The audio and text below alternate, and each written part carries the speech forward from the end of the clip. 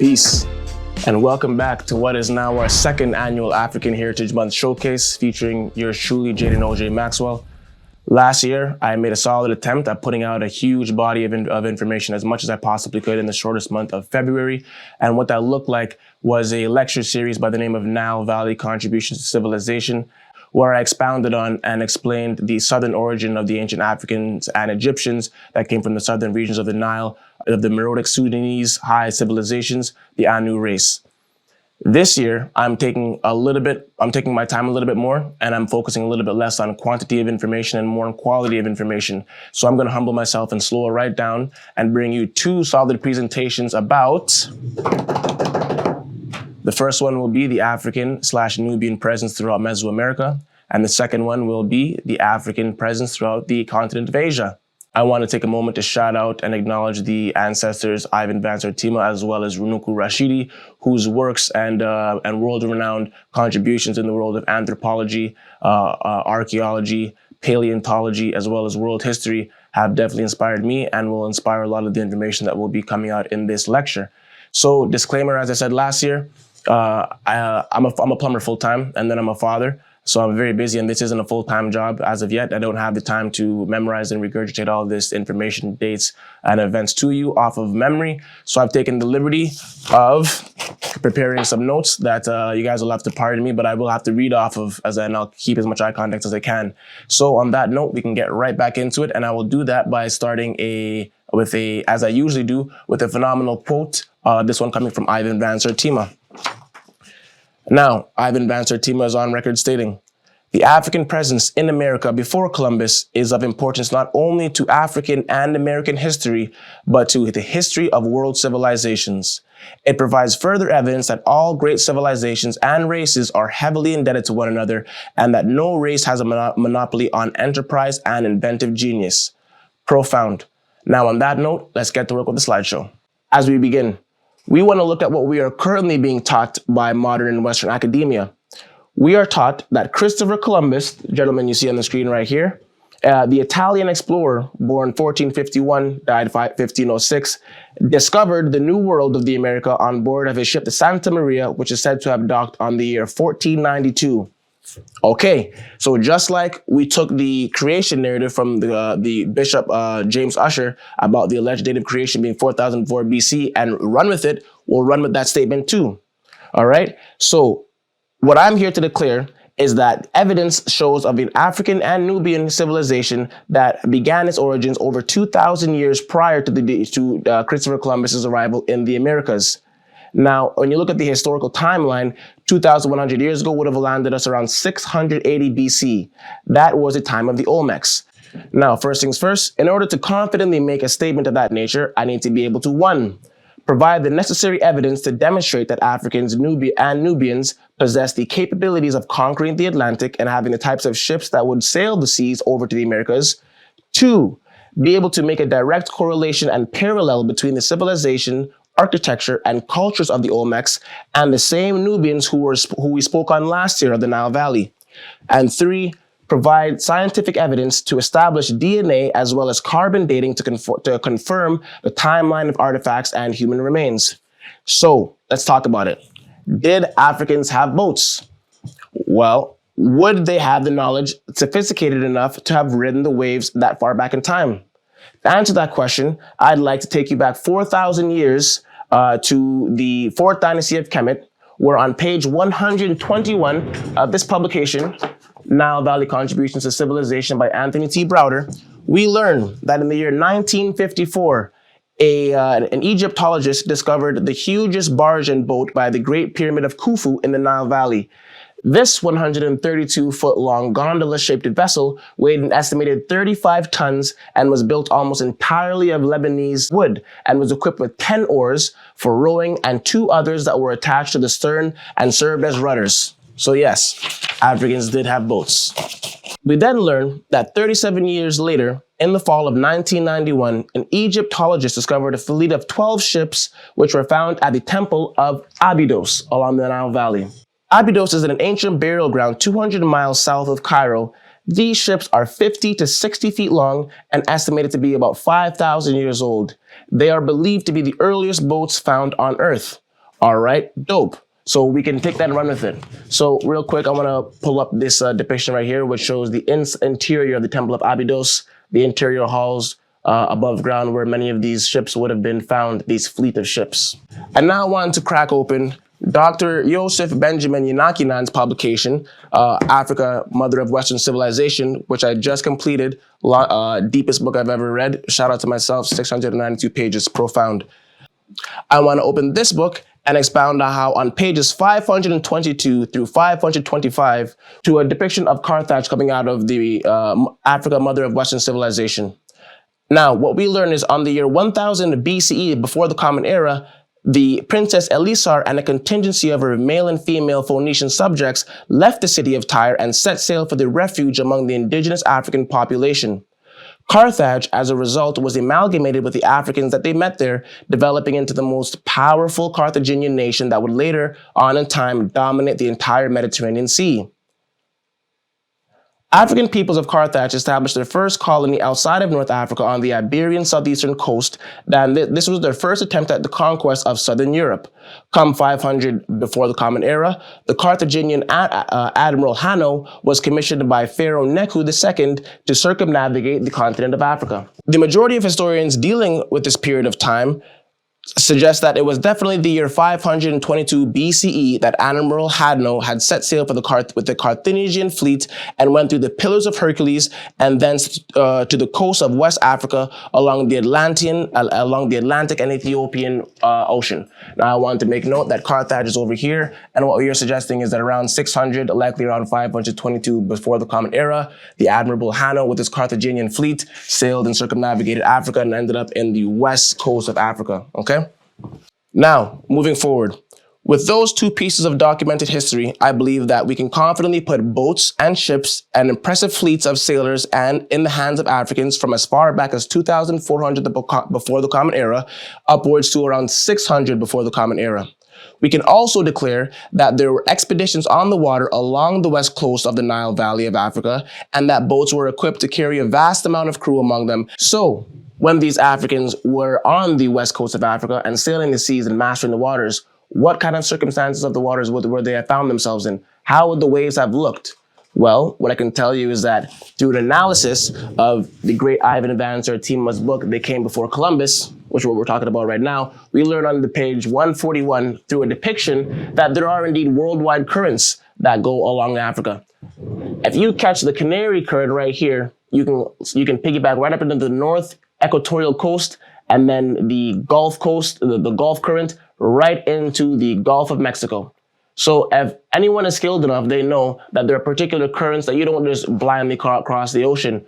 You ride the waves the way that they'll take you through nature. So it is at this point in our lecture that we will take our eyes off the continent of Africa and we will start paying attention to the Gulf of Mexico. Referencing back to the publication Nile Valley Contributions to Civilization, Anthony T. Browder, on pages 209 through 217, we learn that the African presence in the early American civilization was raised in 1858 when a gigantic head with African features was discovered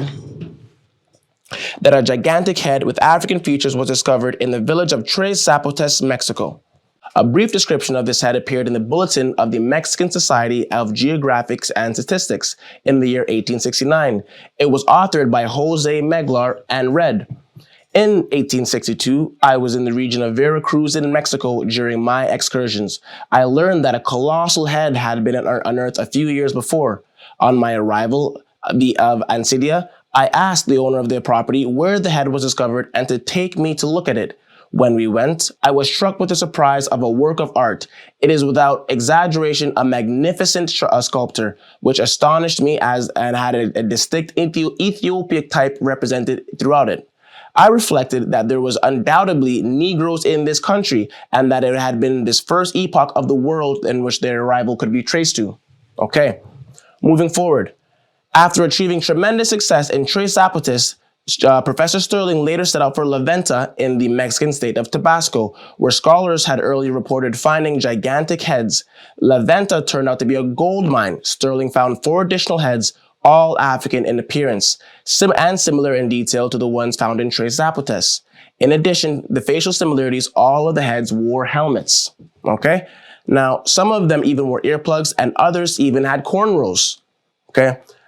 At this location where the heads were found, 9 samples of wood of charcoal were taken from the remains of the ceremonial court and were carbon dated. It should be worthwhile to mention that when radiocarbon dating, one can only be off to date by about 100 years or so. Either way, so having said that, the relics found and the dates attributed to the samples ranged in between 860 BC to 580 BC. Furthermore, there are skulls and skeletons found in graves at the various Olmec sites, and a careful study of them lent great support to the premise that there was indeed a significant African presence in these Olmec civilizations. In the year 1974, at the 44th Congress of the Americanists in Mexico, Dr. Andres Wierzewski, one of the world's leading scientists and experts, announced that African skulls had indeed been found at the Olmec sites in Mount Alban as well as Talatilco.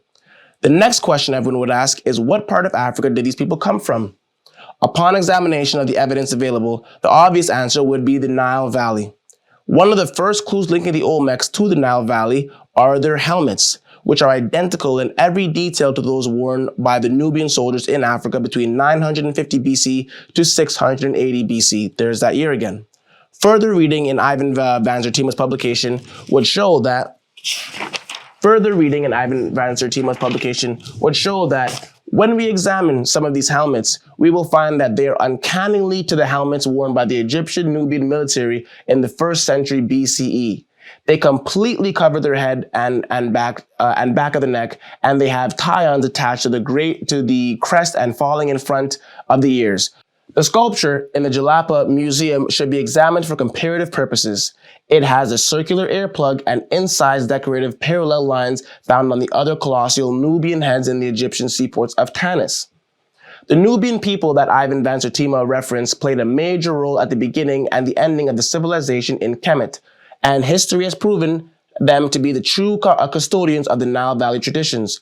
The Nubian kingdoms of Tas-Seti gave rise to the culture in the north around 3400 BC, and the Nubian rulers of the 12th dynasty, 760 BC. Currently, there are numerous examples supporting a Nile Valley presence in Mesoamerica. The similarities between the Olmec civilizations and the Kemetics and the Kemetic culture are too plentiful to be reviewed as circumstantial. There exists amongst both groups identical traits that were shared between the members of the royal and priestly class. The examples are as follows. Firstly, all kings of Kemet wore a double crown, which signified the pharaoh who ruled over Upper and Lower Egypt. Now, when you look at the Olmecs, there exists an image of an Olmec dignitarian at the Cerro de la Pierde, where it is shown to be wearing a double crown, and he's offering an object which has Egyptian symbolization on it to a person with a distinct African appearance. Coincidence? You tell me. 2. The royal flail of the pharaohs was a symbol of authority, and it often showed the resting on the shoulders of the king. Now, when you look at the Olmecs, you see a painting found in the Oxtotiltlan port that portrays a man sitting on a throne holding a flail similar to the manner that the ones that they have in Kemite. Once again, coincidence? You tell me. Number 3. Purple was a sacred color to the Egyptians, and it was worn only on special occasions by the people associated with royalty and the priesthood. One of the Olmecs found at San Lorenzo was found to have originally been painted with a purple dye that was identical in intensity and the shade to the one that they used in the Nile Valley. 3 parallels between 2 cultures of African descent that are separated by the waters. These things don't happen by accident. Run with me. So, I think it's safe to say that the traditions and expressions of art as it relates to the priests and members of high clergy throughout ancient Kemets of Nubia and of the Olmec civilizations throughout Mesoamerica, but what about their architecture? Should we expect to find parallels between 2 civilizations as it relates to the building and the architecture of the megalithic structures of their lands? Let's take a look for ourselves, okay? On pages 214 and 215, once again, of Nile Valley Contributions to Civilization, we learn that the Olmecs built their pyramids following the same methodology as the Africans of the Nile Valley did as it relates to their first pyramid of the Saqqara complex. The Step Pyramid of Saqqara is the world's first skyscraper and was built around the year 2630 BCE by Imhotep, who would become known as the world's first architect and physician. Doctors of today have to take the Hippocratic Oath, where they give thanks and acknowledge the Imhotep, who they remix his name into a Greek name, but they do acknowledge Imhotep in the Hippocratic Oath. Big up to Imhotep. An unbiased look at the Pyramid of Niche at El Tajin would lead one to attest that this particular pyramid was built with a very similar design to Imhotep's Step Pyramid. Both were formed by 6 box-like steps. Within El Tajin Pyramid, there are 365 tiny windows which are built into each of the 6 divisions of the pyramid. It is believed that each window was dedicated to one day of the year. And so, whether we're looking at the Pyramid of Niche, whether we're looking at the Pyramid of the Sun, which was the first pyramid in the Americas, and see that the builders of this pyramid, just like the Kemites of the Nile Valley did, both use their pyramids for temples and tombs. We can see undoubtedly that there are parallels between the two cultures. So, as much as I'd like to enjoy rambling on about the topic, in the best interest of time, I gotta start bringing this thing to a close. Before I do though, there is one more key piece of information that needs to be brought to the table so we can close this thing off properly. The first relates to the ancient Aztecs myth of a black-bearded, black-haired man in white robes who sailed from the east, okay? This would be known to them as Quetzalcoatl. When one reads Billy Carson's publication, the Compendium of the Emerald Tablets of Creation, okay, we read on pages 11 and 12 that around the year 1200 BCE, specially appointed priests by Thoth, the Atlantean priest king of Kemet, removed the Emerald Tablets of Creation from Egypt and carried them through the world to all former colonies of Atlantis. The further away from Egypt the priests traveled, the more new civilizations experienced their renaissances. Finally, the priests left the tablets and buried under an unmarked temple, which is likely the Pyramid of Pakal of the Mayans in Central America, where Thoth, known as Tehuti by the Africans, would become known as Quetzalcoatl and Ku Klux Klan. More information relating to the collapsing civilization around the pyramids of Egypt around the year 1200 can be read about in a publication by the name of 1177 BCE by Eric Klein. Now, fun fact before we move forward, I want to really put things into perspective. The year 1200 BCE is the point in time in Egyptian history where there was about 550 to 600 years of attempted genocides and acts of condemnation, where from the 17th century BC up to the 12th century BC, the Indo-Europeans, the Indo-Aryans, and the people from Western Asia, they had their 6th attempt at wiping out the land. So what could have been happening around Egypt around the year 1200 BCE for Thoth, the Atlantean priest king, to say, let me get these sacred texts up out of here? Once again, you tell me. All I want to say is that it shouldn't go over our heads that Mayan mythology shows Quetzalcoatl coming from the east when world history, as it relates to African history, shows Tehuti, Thoth, coming from the West Africa. Moving on. And so you have it. The further we dig into the topic, we've identified the fact that not only was there an advanced African presence throughout Mesoamerica over 2100 years before Columbus, but that the culture, spiritual customs, traditions, as well as architecture between the Olmecs and the Africans of the Nile Valley align with one another.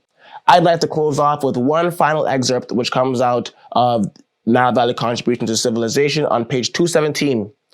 One of the most extensive collections of the Olmec heads can be found at the Mexican city of Jalapala, the Museum of Anthropology. Upon entering the museum, one can see overhead a declaration carved in stone, which attests to the significant contributions of the Olmec people. It reads, "This is the root of your history. It's the cradle and its altar. Listen to the most silent voices and the most ancient cultures of Mexico, the mother of civilizations of our continent. The Olmecs converted rain into harvest, sun into the calendar, stone into sculpture, cotton into cloth, pilgrimage into commerce, mountains into thrones, jaguars into religion, and men into gods." So, on that note, I think it's appropriate and then to say that we've done enough legwork where we can close this lecture off. Not so fast. You thought I was going to let you guys off the hook without acknowledging the ancient African presence in the East. Fat chance. I think we've done an admirable job speaking about the African presence in the West. But if we've established that as far back as the second millennia, Africans had boats and were able to master the waters in the West, what would stop them from doing the same thing in the East? The answer to that question is absolutely nothing would have stopped them. We are going to go into the next segment and explore the African presence in the East and identify the ancient prehistoric Twa. Okay, so if you want to hear more about that, hashtag the Twa in the comment section, and we'll keep it rolling. Peace.